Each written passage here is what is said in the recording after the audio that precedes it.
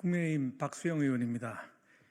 2024년 12월 27일 대통령 권한을 대행하게 된 순간부터 헌법과 법률에 정해진 절차에 따라 국가의 위기를 극복하고자 노력한 최상목 권한대행께 감사의 말씀드립니다. 하지만 의회 다수당의 폭력적 의회 권력 행사는 계속되고 있고 이는 자유민주주의 체제에 대한 중대한 위협이 되고 있습니다. 더불어민주당은 최 권한대행마저도 더 이상 대화 상대로 인정할 수 없다며 민생을 위해 어렵사리 구성했던 여야정 국정협의체를 회의 시작 불과 25분 전에 깨고 말았습니다.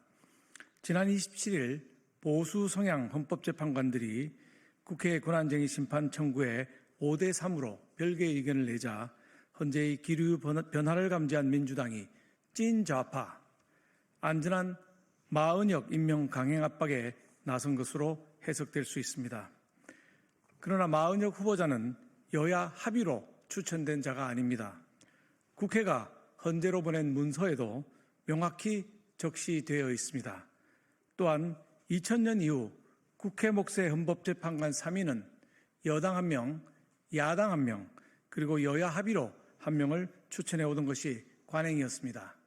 하지만 더불어민주당은 지난 총선에서 압승하자마자 의석수를 무기로 재판관 후보 2명을 본인들이 추천하겠다고 주장해 왔습니다. 이것은 20년 넘게 이어진 우리 국회의 전통을 깬 것이며 다수당의 지위를 남용하는 것입니다.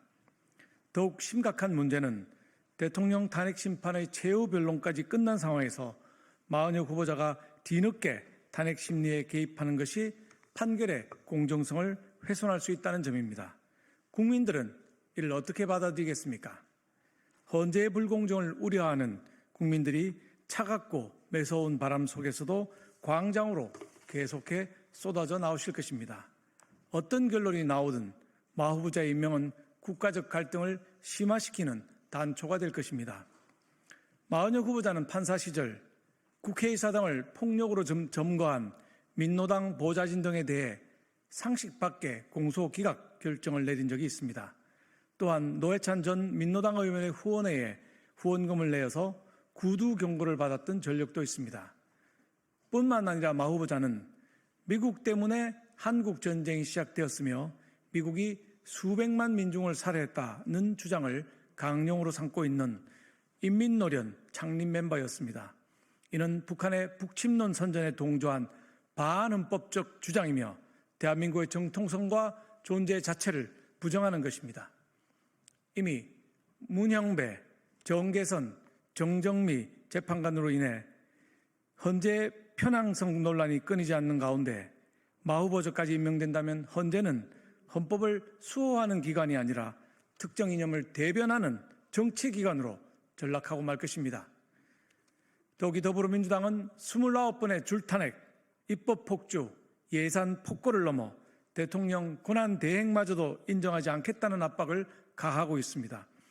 이는 대한민국의 장래를 위한 것이 아니라 오로지 이재명 대통령 만들기를 위한 탄핵 겁박의 전초기지일 뿐입니다. 대한민국을 지키는 최일선에 서 있는 제 대학 동기이자 행정고시 동기인 최상목 권한대행께 촉구합니다. 반대한민국 세력에 굴복하지 말고 체제전쟁에서 승리하기 위해 여야 합의 없는 마은혁 후보자를 졸속으로 임명해서는 안 될 것입니다. 최상목 권한대행은 위공 박세일 선생의 제자로 선생님의 가르침을 되새겨 올바른 판단을 내려줄 것을 강력히 요청합니다.